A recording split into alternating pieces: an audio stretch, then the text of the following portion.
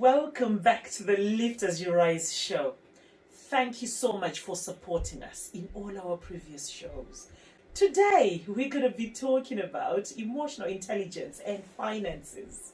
We do go through a lot of difficult emotions: jealousy, envy, anger, humiliation, anxiety, fear, all because of our financial management tendencies or habits. Today we've got Sheila. Sheila is passionate about financial management. She's done a lot of research on this, and she's actually spoken on so many platforms. To those of you who may not know who Sheila is, I'll get you to introduce yourself. Thank you, and thank you for having me back on your show. It's a pleasure to be here. Yes, my name is Sheila. I'm a legal advocate for a government department, but I have, as Gertie has said, spoken on financial money management, and I've been helping people with the journey of acquiring property at a young age, which is something that I was able to do just before the onset of the pandemic. And so, yeah, I'm passionate about financial conversations, helping especially young people. That's my kind of like a niche market, helping young people to make financially sound decisions that will allow them to acquire the right assets, etc., for them to have a financially free adulthood. Wow, I'm so excited already. I know you said you help young people. Yes. I'm going to get that help as well today. Yes, the advice is for everybody, depending on what stage you are in your life, it's for everybody. But yes, it's just some general tips and things that I learned and things that helped me and things that have helped a lot of people as well on the way on their journey. Thank you. I'm going to start with financial intelligence. Is there anything known as financial intelligence? Yes, I would say there is such a thing as financial intelligence. Each and every one of us have to be able to have the sound mind to make the right decisions about where we spend our finances. Yes. It's not something that you just wake up learning, and sometimes it's not even something that we're necessarily taught in school. So there is knowledge that you have to acquire as an individual in terms of financial intelligence before you make decisions that can lead you down the wrong path, before you make financially unsound decisions, before you overspend, before you go into debt and bankruptcy.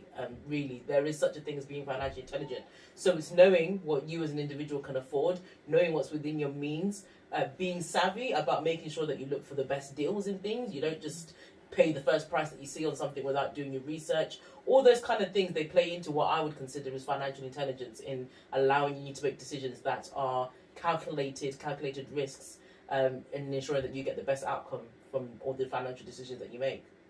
I like the fact that you mentioned about nobody teaches you about how to manage your finances. Yeah. Which is so sad, because there is a lot of people who are emotionally intelligent, yes, intellectually intelligent, but they might not be very intelligent yes, when it comes to managing their finances. Yes. I mean, you've heard stories of celebrities that have gone bankrupt. Yes. And you wonder how those things happen. It's not about their skill or their experience or whatever. It's about the money management side of things. And obviously that's extreme examples, but it can happen to any of us, especially as we progress from childhood to adulthood. You know, you start off with your parents giving you 10p to go to the shop and get some sweets. And to you, that seemed like a lot of money at the time. Even that's the beginning of financial management. How many sweets can I get with this 10p? Do I buy one sweet that's just 10p? Or do I buy two that are 2 for 5p? Or do I buy 4 that are 2p each? You know, that's the beginning of making decisions that are financially sound. And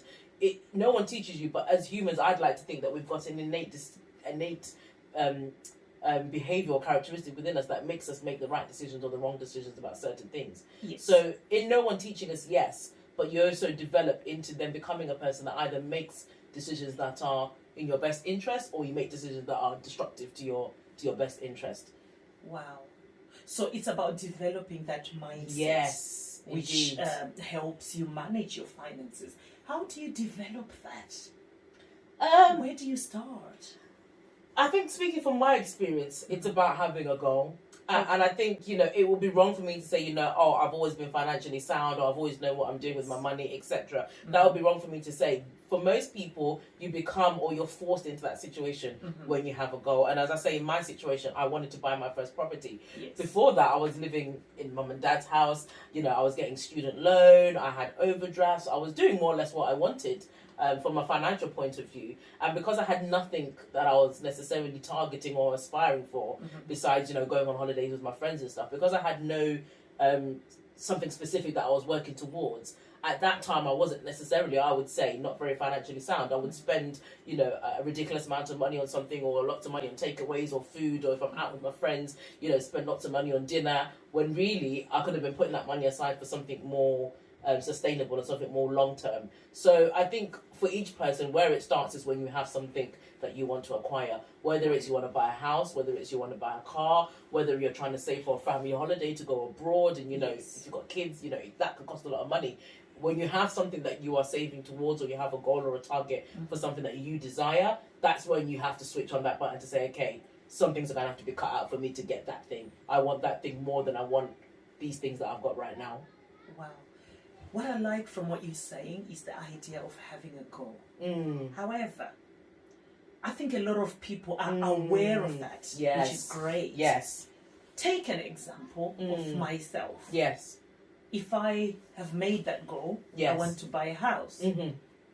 I've got children. I've got a family back home where I'm from. And say I've got money that's being put aside. Yes. For as part of the goal to save up for a house. Yes. If I am to encounter some problems back home, how would I manage between staying focused on the goal and having to use that money? Am I supposed to feel bad if I don't use that money that's set aside for the house to probably help someone who's suffering back home? I think it's also about yourself having boundaries.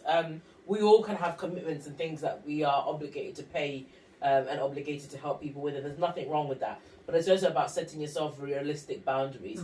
So it's not about feeling bad. If you have a goal and a target for something that you are doing for yourself and you're working hard for yourself, you're perfectly entitled to. The same way the people that you are supporting will also have their own individual goals as individual people. It's about having the boundaries to say, you know, I can help and I do help to this extent, but I won't help as far as that or to that extent. And especially if you're in situations, you know, if you're married or you live with a partner, etc. There's only so much sometimes that you can help in terms of family and external relatives, because you've got your own immediate family that you have to support. And I'm sure in terms of making a decision, you'd never feel bad for saying I have to buy food for my kids over helping somebody else. So why should you feel bad about taking or not taking money out of your house fund to support someone else? You should be able to say, no, actually that thing is actually a priority. I can't necessarily go into that, or if I go into that. Giving is not a bad thing. Personally, I love giving, and you know, it's a beautiful thing to be able to give. However, you have to have boundaries. You have to know, you know, that if you've got something that you're saving for, something that you're trying to do, you don't have to give all of your money from that particular pot or saving pot to somebody. You have your boundaries as an individual to say, this is what I'm able to give at this moment in time. You don't have to give to the point where you are then now the one suffering. Otherwise, that doesn't really necessarily achieve anything. So you still give, but you need to also still be whole yourself and still be in a position to give. Because if you give and then you're suffering, next time you'll be able to give, because now you've actually put yourself in a worse position from that act of giving that you did the first time. So for you to always still be able to be of a giver and be someone that can continue to give, there's certain things that you have to tell people, no, for me to be able to help you further in the future, I also need to be able to progress to this next step or be able to do this next thing. So it's about, like we said, having discipline and having boundaries within that giving, and being giving but having boundaries where you can be. 100%. Yeah. Oh, that's brilliant. So at what point would you say someone can start saving money? I heard you were saying I help young people. Yeah. Now, when would they start? I don't think there's a right answer as to when can you start saving. You know, I think it's something that even parents can teach kids from, you know, even a 10-year-old. You know, when you give them pocket money, you can start teaching them to say, you know, if I've given you £5, try to save some of that £5 and try to save even if it's £1, because you're teaching them the ability to able to have the discipline to say, I'm not going to spend everything just because I was given everything. So if you allow them to start at that age where they save £1, and as a parent, you keep it somewhere for them, even if it's somewhere visible in the house where they put those pounds in that they're saving, and they can watch it for themselves that, oh, the pound is becoming 2, it's becoming 5, it's becoming 10. Then they learn that after giving, they can use that money to then buy themselves something on their birthday or whatever. So you start from a young age, I think, in terms of building the attitude of saving. But indeed, when you're then into your teenage years, you know, and you're going to college or university, it's also key at that time to be saving. And especially, you know, we get all these student grants and we get all these student finances. Sometimes we even get free money. Some people, when they're students, they're even going to work on top of that free money and, you know, having part-time jobs. That's also a good age to be saving some of it, as tempting as it is to blow it all on nice clothes and going out to Freshers Week. Yes. It's also good, even at that age, to start a mentality of saving, even if you don't know what you're going to do after further education and you don't know where you're going to go. But it's still a good idea to continue to then also save, and £10, £20, £30, whatever you can discipline yourself to say, I can put something aside. There's no right age. It's as soon as now is good. That's my advice. I love that. I'm not very good at, when it comes to money. Yes. But I like what you're saying, because when it comes to saving, yes, what you were saying about teaching children how to save. Yes. I've actually started teaching them how to earn. Yes. So what I'm trying to get them to realize is money does not just come on a platter. Yes, indeed. Sometimes you actually get rewarded. Yes. For working. So yes. I've started introducing certain chores. Yes. Where there's a possibility of earning money. Oh, that's amazing. And one of them actually loves it. Yeah. So what he does is he actually works hard, and that's actually encouraged them. Yes. To actually be responsible. Yes. Even in the house. Yes. When I used to struggle getting them to help out. Yes. In the house, because of the introduction of earning and saving money. Yes. It's actually sort of motivated them. Yes. And what I then went on to do is with my eldest son. Yes. If he does something and he earns it, when it comes to his birthday, whatever money he's earned, I'll double it. Oh wow, that's an amazing incentive. But then now he's struggling in terms of spending that money. Yes. Because I've overtaught him to save so much that you can't spend a penny from that money. No, but that's... What advice would you give? Because we're talking about management and balancing between saving, spending, earning, and all that. No, do you know what? For him, I think that's a good trait to have, because what he's also doing is also knowing that maybe certain things that he could have bought are not a necessity to him, and that's a high level of discipline, because some people, we buy ourselves luxuries. Other people, we wouldn't necessarily call them luxuries, but we treat ourselves to the things that we like. And other people can be maybe what one might say is the extreme end of actually refusing to give yourself stuff that you should deserve. So you also need to understand as a person, where are you on that scale? And with the example that you're giving, it's a good thing that, he's not just saying, oh, Mum, I've made £10, take me to the shop, I want to go sweets. Oh, I've made another £10, I want a new pair of headphones. Oh, I want another £10, and always on zero. It's good that he's actually saying, no, I don't need all these things, even though I can have them and you've given me the money. I don't actually need all of them. So at the moment, I'm still holding on to my money, because the reward that you can then teach him is that, well, you can get yourself something really big. And, maybe that present, if we're going back to Christmas, maybe that present that you as a mother would have struggled to spend £200 on, he'll have it to buy it for himself. And he can actually say, you know what? I haven't spent on all these things all these years because I'm buying this present, which is £250. And that might be an expensive present for a child. But if he saved it all year and he's actually held himself back and had the discipline to say, I want to buy it when it gets to this much at Christmas, then why not? That's how you then reward yourself for that amazing discipline that you then had. So I'd say it's a balance of making sure that he does spend it eventually, but if he's somebody that actually would rather resist and restrain, then I'd say that's a good characteristic to have at a young age, because what it would mean is that he wouldn't necessarily impulsive buy on things that he doesn't need just because he's got the money. And that's where sometimes all of us get into a trap, because we're impulsive buyers and we buy things that we don't actually at that moment in time need. Wow, that's interesting, talking about Christmas. Yes. There's a lot of emotions around Christmas where people get overexcited. Yeah. And then they end up having not a lot of month at the end of the money. Yes. So how would you help someone who's probably complaining when Yes. it comes to January? Yeah. They've just realized they were buying these sweets, everything, presents. Yeah. They were spending money basically. And then Christmas after Christmas, Yeah. January comes. Yeah. And they realize it's only beginning of January. And all the money that they've earned for the 5 days between Christmas and end of December It's gone. is gone. Mm-hmm. What advice would you give? Is it necessary for them to buy all these presents if it means come January they're going to be complaining? Well, definitely not if you're going to be complaining. Obviously, buy them if you can afford them and you know that you can still have a comfortable life. And we'll touch on it later, but there is some help in also budgeting for Christmas and actually having a financial spreadsheet where you forecast how much money you then want to have when Christmas time comes. Christmas comes the same time every year. It doesn't move, it doesn't change. It's always been the 25th of December. It's never going to be a different day as far as I'm aware. It's been that day for centuries. So one can choose to help themselves by actually budgeting for that day. If you know that you like to be a big giver, and if you know, and it's a separate issue without me diverting too much, but it's also about knowing your personality and what is the reason why you feel like you need to spend a certain amount of money at Christmas for other people. Again, like we said, giving is a nice thing. It's good to give. It's good to love the spirit of giving. But you also need to then ask yourself, what makes you spend half of your salary on presents for people? Is it a sense of wanting to be acknowledged, a sense of wanting to be accepted by those people? What is it that makes you not be able to say, actually, I can't afford to give so-and-so a £500 perfume. I'm just going to have to tell them, you know what, there's the one that's £20, that's all I could get. What makes you not have the confidence in yourself to tell people around you that you can't afford certain presents, or this year, for whatever reason, you're on a tight budget, you're saving, etc., etc., etc. No one is compelled, or no one should ever feel compelled that they have to spend 500 all of their wages and salaries. And again, like we said, Christmas is the same time every year, so your salary is not going to be more in December just because it's Christmas. It's going to be the same that it was every other month of the rest of the year.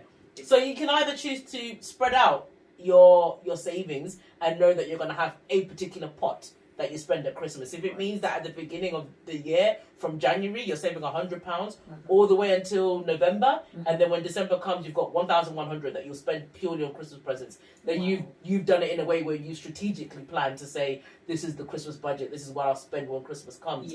You can either move money around, so if you can't necessarily do it all year round, but you can choose to say, maybe November salary, I'll use it for Christmas, or October salary, I'll use it for Christmas, and then I can move certain bills around, or certain things can get moved around so that I can have that extra money at that time, but I'll know that I'll recoup it back from this other place by the time January comes. So it's about how you forecast for that event that you know it's at the same time every year. But going back to your initial question, I don't think there is any circumstance where anyone should feel pressure to buy presents or to accumulate presents when they don't have the actual financial means to afford those presents. You mentioned about having a spreadsheet. That's quite interesting because I've always associated it with like professional or formal companies or businesses. How do you have it on a personal level? Can you talk me through that? Yeah, so obviously I designed this spreadsheet, which I've given to a lot of other people to use, and I just made it using my basic skills from Excel that I learned at IT. So it's not really anything fascinating. It's something that as an individual you can create.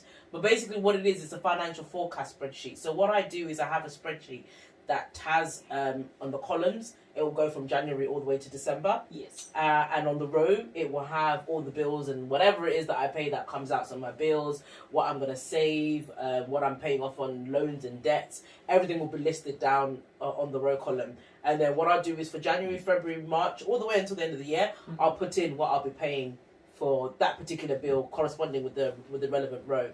And what it allows me to do is to forecast throughout the year. Some bills you don't realise because you're so used to paying them. Some bills you don't realise that you don't pay for them necessarily all 12 months of the year. Yes. For instance, something like council tax. Council tax is actually only spread across 9 months, and you can spread it across 9 months if you want to. So there are actually 3 months of the year where you're not paying that bill. And where's that money going? You probably don't even realise because you just thought, oh, that's one less bill I have to pay this month.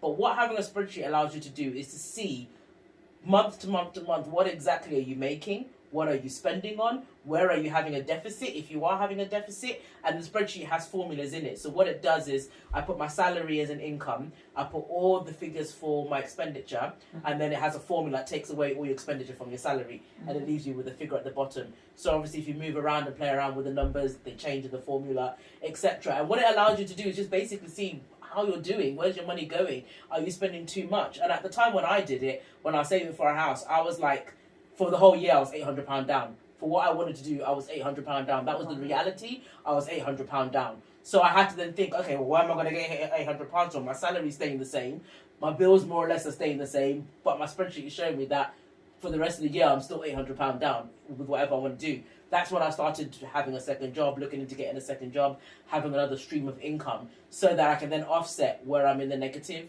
So a spreadsheet for me helped me just to kind of forecast and see, what am I doing? Is it realistic? If there's certain bills that I could actually just cut off.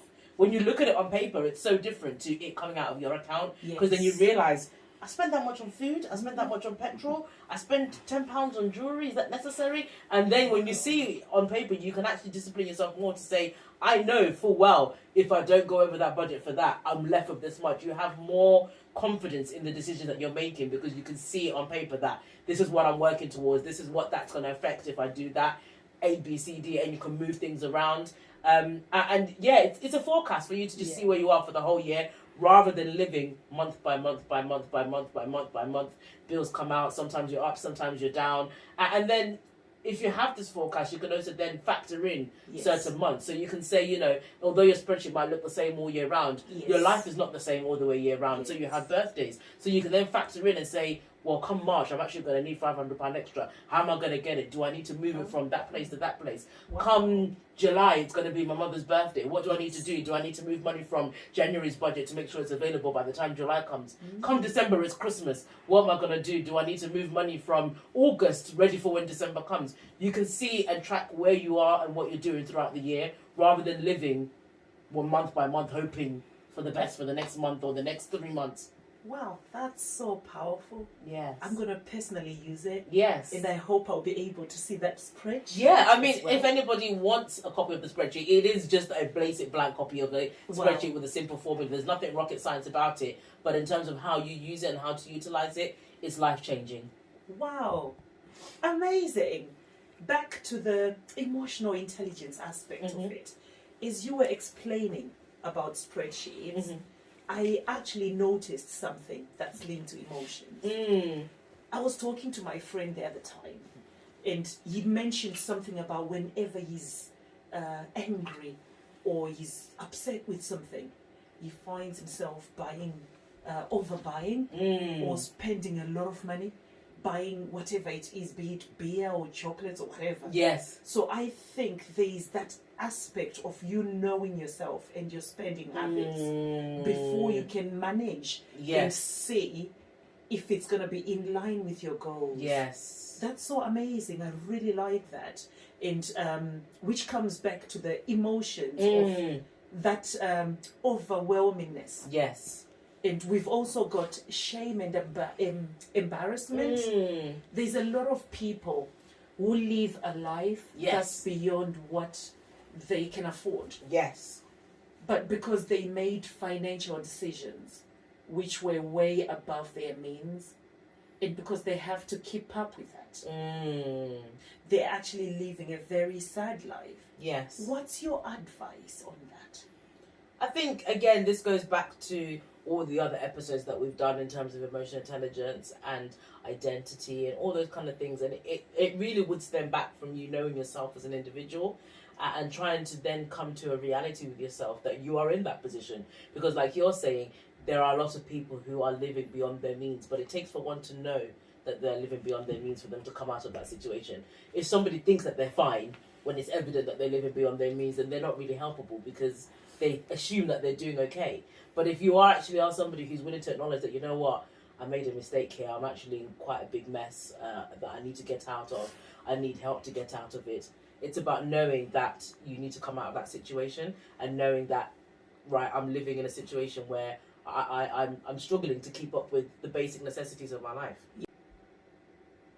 It's been amazing to have you, Thank Sheila. you so much. It's been a pleasure to be here. Personally, my nuggets from the show are you need to get that spreadsheet. I'm personally going to have that. I'll have to come back to you on that. Yes. Have some goals, set some goals. Number 3, have the discipline to follow through the goals. Number 4, feel free to negotiate. Identify the areas of your life where you need to make some adjustments if you have to. Yes. Thank you very much. Don't forget to like, share, and subscribe, and Thank follow you. this channel. Thank you so much, guys. All right, bye. Bye.